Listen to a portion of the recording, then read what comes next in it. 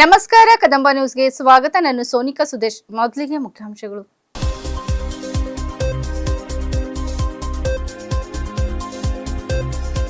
ಇಂಚೂರು ಗ್ರಾಮದಲ್ಲಿ 9 ಕೋಟಿ ವೆಚ್ಚದ ರಸ್ತೆ ಅಭಿವೃದ್ಧಿ ಕಾಮಗಾರಿಗೆ ಭೂಮಿ ಪೂಜೆ.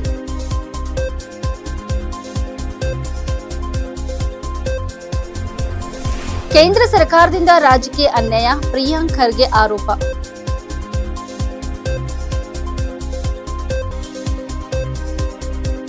ಅಕ್ರಮ ಗಾಂಜಾ ಸಾಗಾಟ, 4 ಬಂಧನ, 6.46 ಲಕ್ಷ ಮೌಲ್ಯದ ಗಾಂಜಾ ವಶ.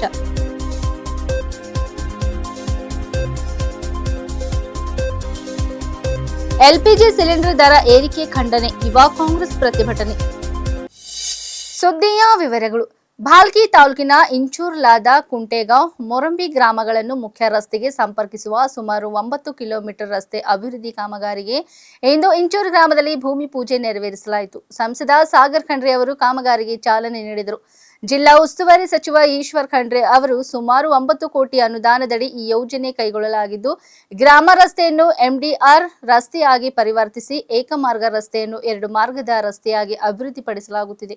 ಈ ರಸ್ತೆ ಅಭಿವೃದ್ಧಿಯಿಂದ ಇಂಚೂರು, ಲಾದ, ಕುಂಟೆಗಾಂವ್, ಮೊರಂಬಿ ಸೇರಿದಂತೆ ಸುತ್ತಮುತ್ತಲಿನ ಗ್ರಾಮಗಳ ಜನರಿಗೆ ಸುಗಮ ಸಂಚಾರ ಸೌಲಭ್ಯ ದೊರೆಯಲಿದೆ.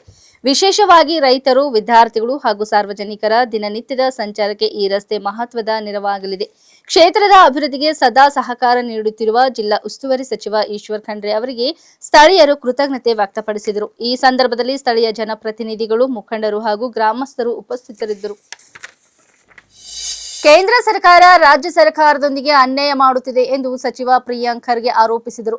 ಎಂದು ಬೀದರ್ ನಗರದ ವಿಮಾನ ನಿಲ್ದಾಣದಲ್ಲಿ ಮಾಧ್ಯಮದವರೊಂದಿಗೆ ಮಾತನಾಡಿದ ಅವರು, ಬಿಜೆಪಿ ಅವರಿಗೆ ದೇಶವನ್ನು ಹೇಗೆ ನಡೆಸಬೇಕು ಎಂಬುದು ತಿಳಿದಿಲ್ಲ ಎಂದು ಟೀಕಿಸಿದರು. ಕೇಂದ್ರ ಸರ್ಕಾರದಿಂದ ರಾಜ್ಯಕ್ಕೆ ಆಗುತ್ತಿರುವ ಅನ್ಯಾಯದ ಪರಿಣಾಮವಾಗಿ ರಾಜ್ಯ ಸರ್ಕಾರ ಸಾಲಬಾಧೆಯಲ್ಲಿ ಮುಳುಗಿದೆ ಎಂದು ಅವರು ಹೇಳಿದರು. ರಾಜ್ಯದ ಅಭಿವೃದ್ಧಿಗೆ ಅಗತ್ಯವಾದ ಅನುದಾನವನ್ನು ಕೇಂದ್ರ ಸರ್ಕಾರ ನೀಡುತ್ತಿಲ್ಲ ಎಂದು ಆರೋಪಿಸಿದ ಪ್ರಿಯಾಂಕ್ ಖರ್ಗೆ ಈ ಕುರಿತು ಕೇಂದ್ರದ ವಿರುದ್ಧ ಅಸಮಾಧಾನ ವ್ಯಕ್ತಪಡಿಸಿದರು. ನೋಡಿ, ಬಿಜೆಪಿ ಅವರಿಗೆ ಒಂದು ದೇಶ ಮತ್ತೆ ರಾಜ್ಯ ಆರ್ಥಿಕವಾಗಿ ಮತ್ತೆ ಆಡಳಿತಾತ್ಮಕವಾಗಿ ಹೇಗೆ ನಡೆಸಬೇಕು ಅಂತ ಗೊತ್ತಿಲ್ಲ ಅಂತ ಅನ್ಸುತ್ತೆ. ಈಗ ನಮಗೆ ಕೇಂದ್ರ ಸರ್ಕಾರದಿಂದ ಆದಂತ ಅನ್ಯಾಯದಿಂದ ಇವತ್ತು ಇಷ್ಟೊಂದು ಸಾಲದ ಹೊರೆ ಬಂದಿರೋದು. ಅಕ್ರಮವಾಗಿ ಗಾಂಜಾ ಸಾಗಾಟ ಮಾಡುತ್ತಿದ್ದ ಪ್ರಕರಣವನ್ನು ಪತ್ತೆ ಹಚ್ಚಿದ ಗಾಂಧಿಗಂಜ್ ಪೊಲೀಸ್ ಠಾಣೆ ಪೊಲೀಸರು 4 ಬಂಧಿಸಿ ಸುಮಾರು 6.46 ಲಕ್ಷ ಮೌಲ್ಯದ ಗಾಂಜಾ ಹಾಗೂ ಸಾಗಾಟಕ್ಕೆ ಬಳಸಿದ ಕಾರು ವಶಪಡಿಸಿಕೊಂಡಿದ್ದಾರೆ.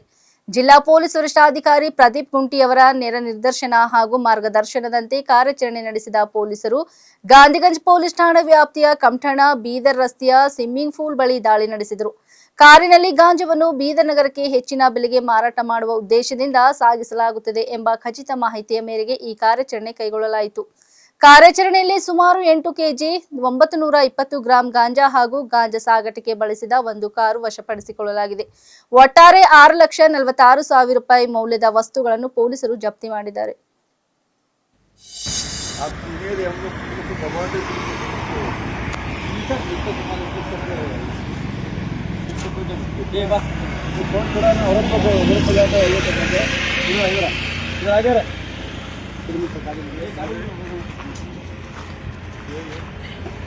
ये गाड़ी नंबर सही है ना रे?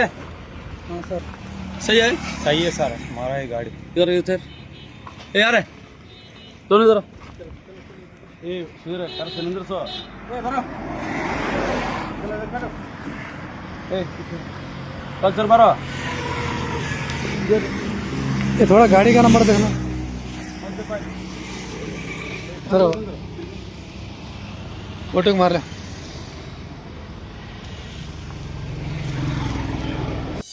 ಎಲ್ಪಿಜಿ ಗ್ಯಾಸ್ ಸಿಲಿಂಡರ್ ದರವನ್ನು 60 ರೂಪಾಯಿ ಏರಿಕೆ ಹಿನ್ನೆಲೆಯಲ್ಲಿ ಯುವ ಕಾಂಗ್ರೆಸ್ ಸದಸ್ಯರು ವಿನೂತನ ರೀತಿಯಲ್ಲಿ ಪ್ರತಿಭಟನೆ ನಡೆಸಿದರು.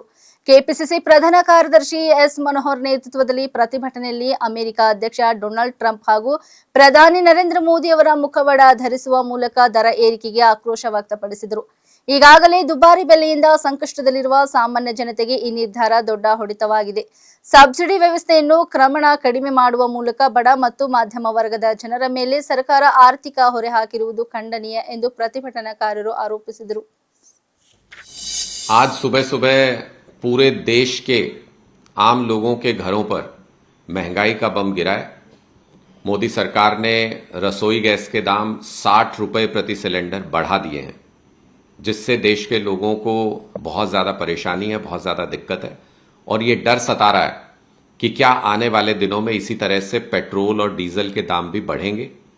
आश्चर्य की बात यह है कि कल ही मोदी सरकार के मंत्री ये कह रहे थे कि हमारे पास इनफ स्टॉक है, बिल्कुल दाम नहीं बढ़ेंगे, और 24 घंटे के अंदर सरकार की बात का झूठा साबित हो जाना और दाम का बढ़ जाना यह संदेह पैदा करता है कि आखिर हमारे निर्णय ले कौन रहा है। देश को मोदी सरकार चला रही है, देश के निर्णय मोदी सरकार ले रही है, या कहीं और निर्णय लिए जाते हैं और भारत के ऊपर थोप दिए जाते हैं। ऐसा ही बिल्कुल भारत पाकिस्तान का युद्ध चल रहा था, तब हुआ। मोदी सरकार ने कहा कि नहीं, हम पाकिस्तान को अच्छे से सबक सिखाएंगे।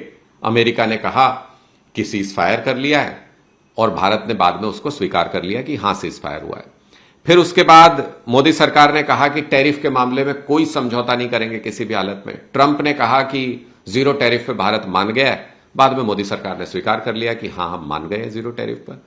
मोदी सरकार ने कहा कि किसानों के हितों के साथ कोई समझौता नहीं होगा किसी भी ट्रेड डील में। अमेरिका ने कहा कृषि उत्पादों के लिए भारत ने अपना बाजार खोल दिया है। ट्रंप साहब ने कहा, मोदी जी ने मान लिया कि हां, हमने बाजार खोल दिया है। इसी तरीके से ईरान का नेवल शिप हमारे यहां पे जॉइंट एक्सरसाइज में हमने इनवाइट किया हुआ था, हमारा मेहमान था। वापस जाते हुए हमारी नाक के नीचे हिंद महासागर में अमेरिका ने उसको डुबो दिया। भारत सरकार ने चुपचाप उसको स्वीकार कर लिया। और अब एक दिन पहले, 24 घंटे पहले सरकार कहती है कि दाम नहीं बढ़ेंगे, और आज दाम बढ़ जाते हैं। आखिर कौन फैसले ले रहा है? मोदी जी, आप कहां पर दुबके हुए हैं? आप सामने आके जवाब क्यों नहीं देते हैं किसी बात का? क्या मजबूरी है? अरविंद जी ने अभी कहा था एक दिन पहले कि अगर कोई मजबूरी है, अगर आपका कोई राज अमेरिका के हाथ लग गया, आप दबाव में हैं, तो पद छोड़ दीजिए, किसी और व्यक्ति को आगे आने दीजिए जो कम से कम देश के हित में फैसले ले सके।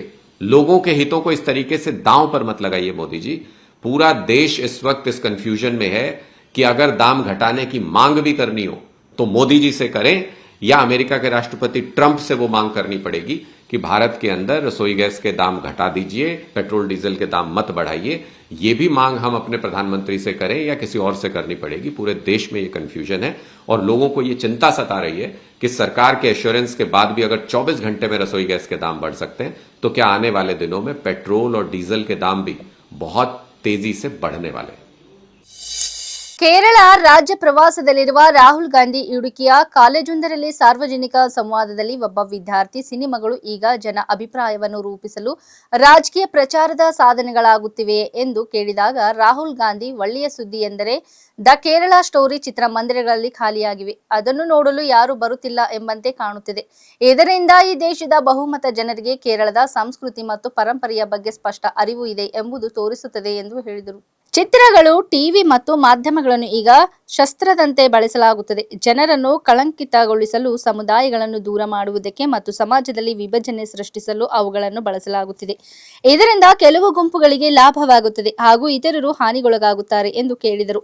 ಯಾರಾದರೂ ಒಂದು ನಿರ್ದಿಷ್ಟ ರೀತಿಯ ಸಿನಿಮಾ ಮಾಡಲಿ, ಮಾಧ್ಯಮಗಳಲ್ಲಿ ಒಂದು ಅಭಿಪ್ರಾಯ ಹೇಳಲಿ ಅಥವಾ ಕೆಲವು ವಿಚಾರಗಳನ್ನು ಸಮರ್ಥಿಸಲಿ ಎಂದರೆ ಅವರಿಗೆ ವಿರೋಧ ವ್ಯಕ್ತವಾಗುತ್ತದೆ. ಮಾತನಾಡಲು ಅವಕಾಶ ನೀಡಲಾಗುವುದಿಲ್ಲ. ನಾನು ಇದನ್ನು ಸದಾ ಅನುಭವಿಸುತ್ತೇನೆ ಎಂದು ಹೇಳಿದರು. Today I am talking to you a serious question.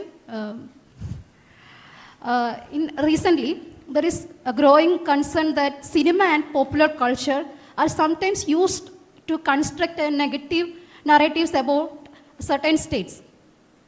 As seen in the debates around film likes, for example, Kerala Story, do you think cinema is increasingly being used as a political propaganda tool to shape public perception about a region or communities in India? Well, the good news is that Kerala Stories, the halls seem to be empty and nobody's really watching it.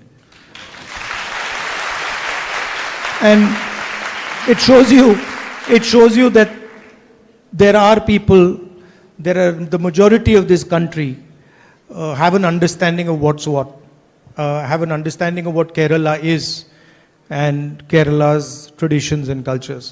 But you're absolutely correct. Movies TV, media has been weaponized. And it is being used precisely for that purpose, to vilify people, to alienate people, to create division in society, so that certain people can benefit and other people are harmed. And I think India has actually become very much like that. You know, if a person wants to make a particular type of movie, wants to say something in the media, wants to defend certain ideas in the media, I face this all the time. He will be attacked and he will not be allowed to speak. Whereas certain other ideas, you can, spread them, propagate them as much as you want, nothing will happen to you. So yes, this is extremely damaging for the country, and it is happening. It's happening a lot, and large amounts of money are being used to do this in India. ಇಲ್ಲಿವರೆಗೆ ಸುದ್ದಿ ಕೊಟ್ಟಿದ್ದು ನಾನು ಸೋನಿಕಾ ಸುದೇಶ್. ಮುಂದಿನ ಸುದ್ದಿಯೊಂದಿಗೆ ಮತ್ತೆ ಭೇಟಿಯಾಗೋಣ. ವಂದನೆಗಳು.